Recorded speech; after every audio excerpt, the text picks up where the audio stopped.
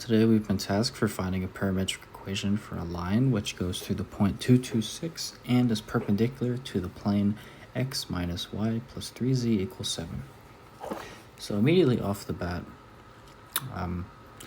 this is fairly simple and doesn't require much because we are given this, that it is perpendicular. This is perpendicular, if you did not know.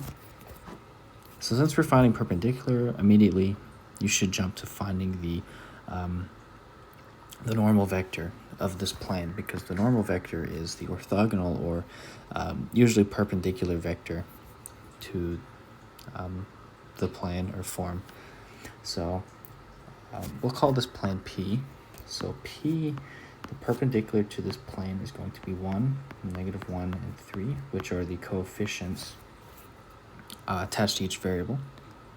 And to set up the parametric equation, we have x is equal to t, y is equal to -t, and z is equal to 3t.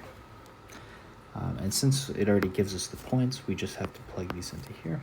So x is t plus 2, y is plus 2, and z is 3t plus 6. So these are the parametric equations given this is the parametric equation for a line which passes through 226 and is perpendicular to this plane. Now, one of the questions that you may be asked when dealing with parametric equations is to find the points when they intersect each coordinate plane.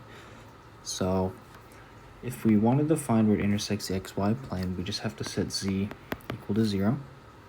So taking the z equation, z equals 3t plus 6, where z equals 0, 0 is equal to 3t plus 6, which makes t equal to -2. So for the xy plane,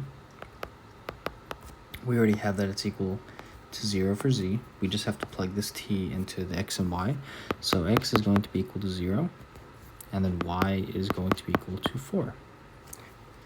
So for the xy plane intersection, we have 0, 4, and 0. And for yz, it is the exact same process. You just set x equal to 0. So x equals t plus 2, where x is equal to 0. T is going to equal -2. So again, yz equals, x is already 0. Now we just have to solve for the other two. So t is equal to -2. So y is going to be equal to negative of -2 plus 2, which is equal to 4. And then z is going to be equal to -6 plus 6, which equals 0. So again, we have 0, 4, 0. And then for the xz plane, we just set y equal to 0. So xz, y is equal to 0. And then again, we just solve for y. So y equals -t, that's an f, t plus 2, where y equals 0. We have -t plus 2 equals 0, so t is equal to 2. And then we already have y is equal to 0.